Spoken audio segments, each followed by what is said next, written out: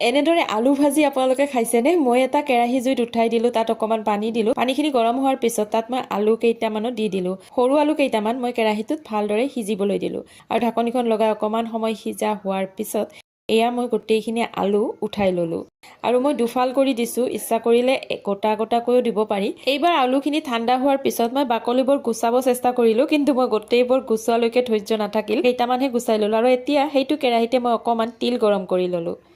মই আকৌ তিল খাই বহুত ভাল পাওঁ। আপোনালোকেও ভাল পায়নে? জনাবচোন কমেণ্ট কৰি। আৰু এতিয়া গৰম কৰি লোৱা তিলখিনি ঠাণ্ডা হোৱাৰ পিছত এটা মিক্সি জাৰত দি দিলোঁ। এতিয়া মই গোটেইখিনি তিল ভালদৰে মিহিকৈ গুড়ি কৰি ল'বৰ কাৰণে মিক্সিত উঠাই দিলোঁ মিক্সি জাৰটো।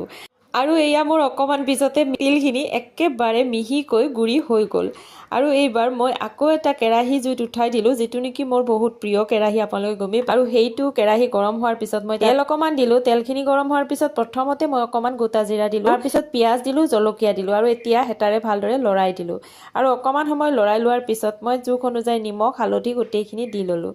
আৰু অকণমান সময় হেতাখনেৰে লৰাই দিয়াৰ পিছত মই ইয়াত অকণমান নহৰু বটি থৈ দিছিলোঁ, সেইখিনি দি দিলোঁ। আৰু এতিয়া মই ইয়াত আলুখিনিও দি দিলোঁ। আৰু এইবাৰ আলু, নহৰু, পিঁয়াজ গোটেইখিনি আকৌ লৰাই দিম। এইবাৰ মই গোটেইখিনি বস্তু যাতে ভালদৰে মিহলি হৈ যায় তাৰ বাবে ঢাকনিখন লগাই অকণমান সময়ৰ কাৰণে থৈ দিলোঁ। আৰু এইবাৰ ঢাকনিখন গুচাই অকণমান সময় লৰাই দিয়াৰ পিছত ইয়াত মেইন বস্তুখিনি দি দিম। এইবাৰ মই যে তিল গুড়ি কৰি থৈ দিছিলোঁ সেইখিনি এইবাৰ আলুখিনিত দি দিলোঁ আৰু গোটেইখিনি একেলগে ভালদৰে লৰাই ল'লোঁ। আৰু মিক্সি জাৰটোত যিখিনি অকণমান তিল লাগি আছিল সেইখিনি পানীৰে সৈতে একেবাৰে ধুই মিক্সি জাৰটো সেইখিনিও আলুখিনিত দি দিলোঁ। আৰু এইবাৰ ঢাকনিখন লগাই আকৌ অকণমান সময়ৰ কাৰণে থৈ দিলোঁ। আৰু এয়া মোৰ আলু ভাজি প্ৰায় হৈয়ে গ'ল।